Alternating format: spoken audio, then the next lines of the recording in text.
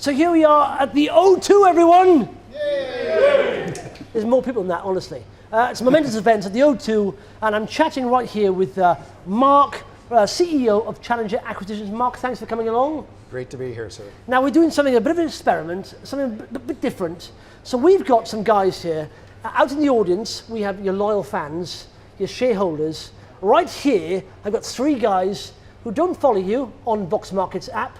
They are not shareholders. What's your names, guys? Can we have a pan of the guys here? Steve. Steve. Chris.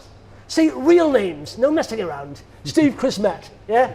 Now, what we're going to do, Mark, is chat to you about the company, and hopefully you are so convincing about your business, these guys will follow you on their app. So am I true, guys, in saying you guys don't follow Challenger Acquisitions on the app? Okay. Not at the moment. CHAL is the ticker, all right?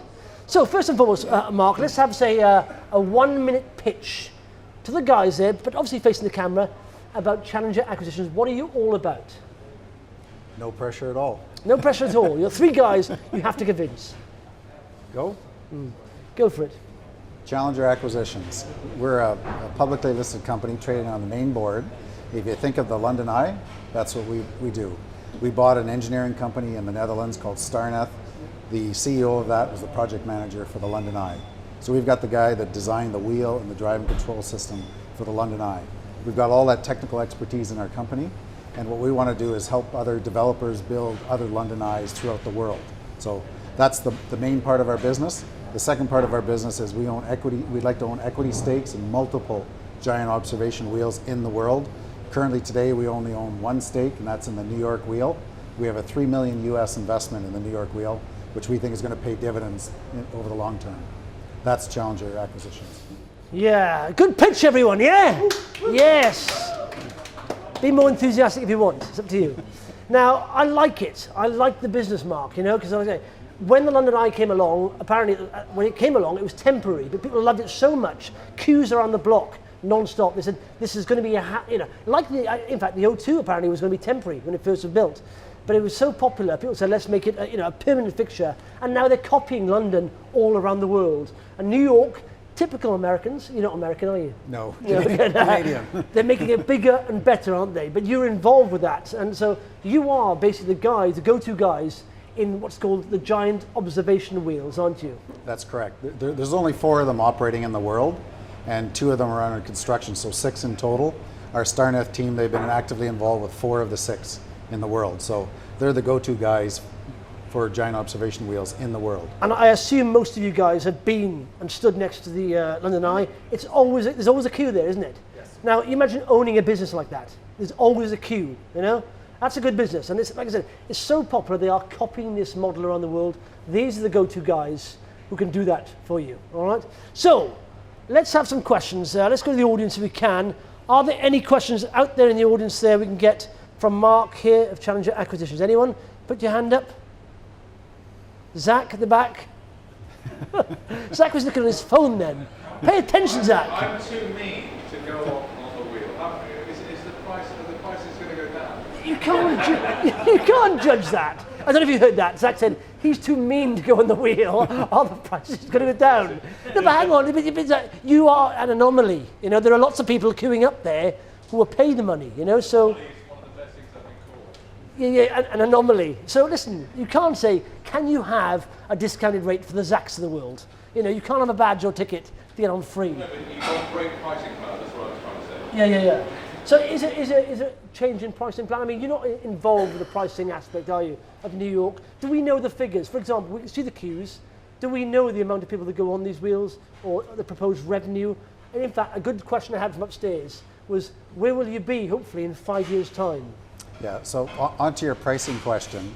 Right today, it's £23 to go on the London Eye, and the New York wheel will be in the low $30 range, US. So given the exchange rates, it's about the same. So that's, it's about equivalent to that.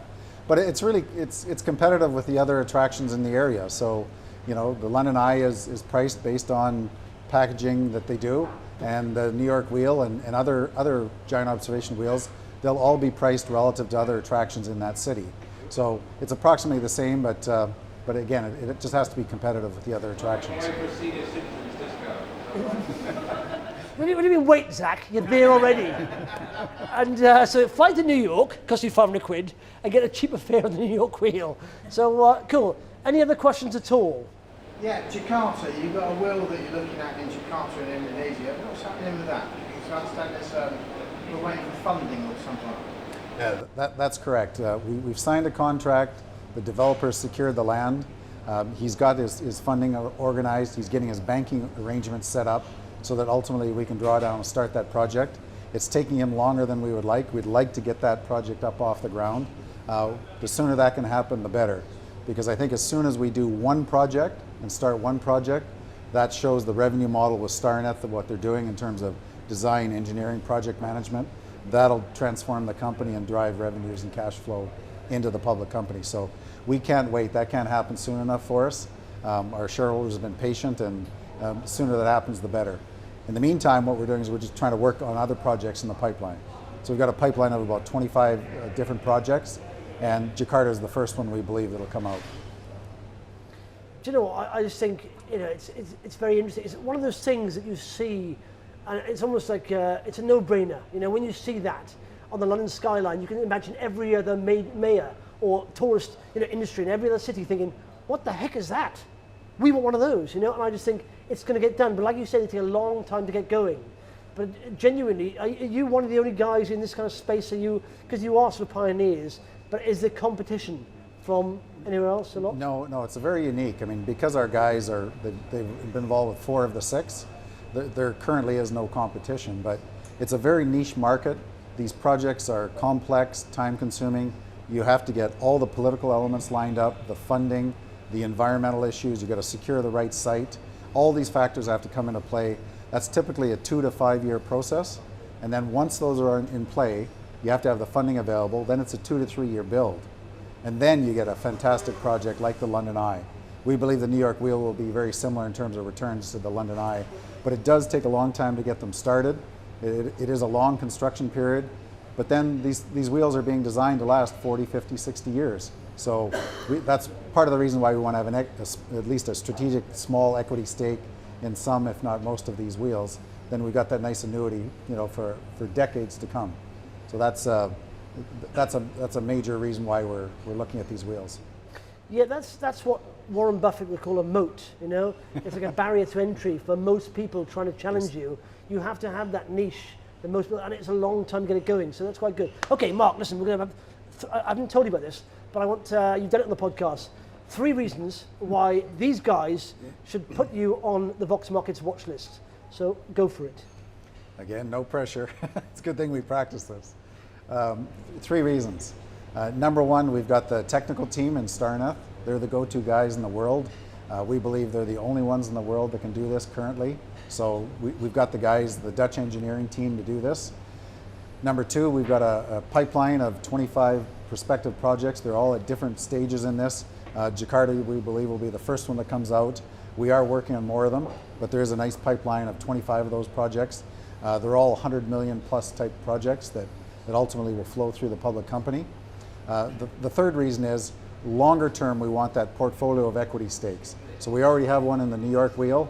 We think that's going to be worth a lot of money to us, and we'd like to get more of those. So again, longer term, we'd like to get those equity stakes bundled in and generate a long-term return for our shareholders.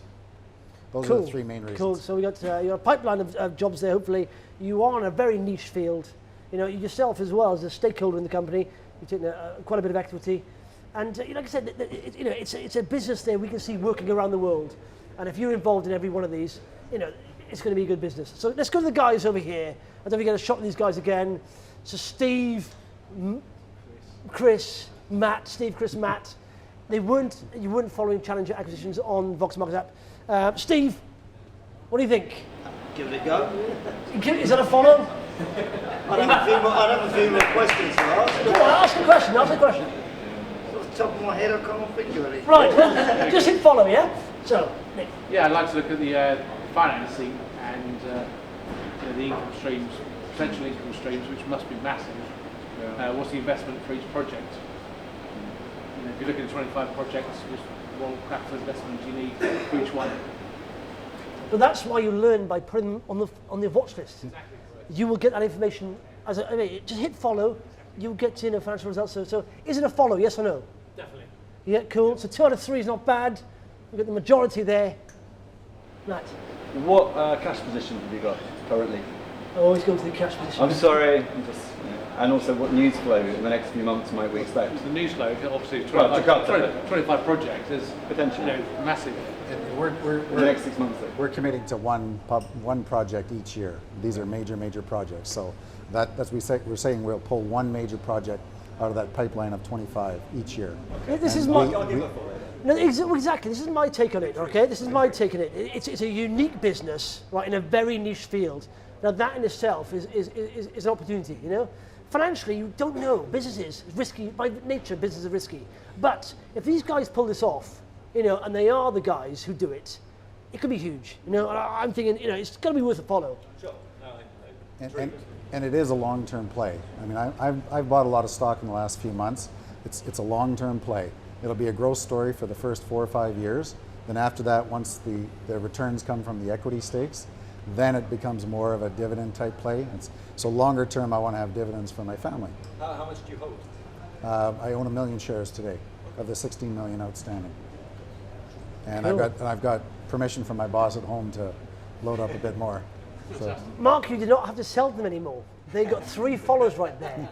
Ladies and gentlemen, Mark, CEO of Challenger Acquisitions. Leave a round of applause, please. And the guys here. Here we are.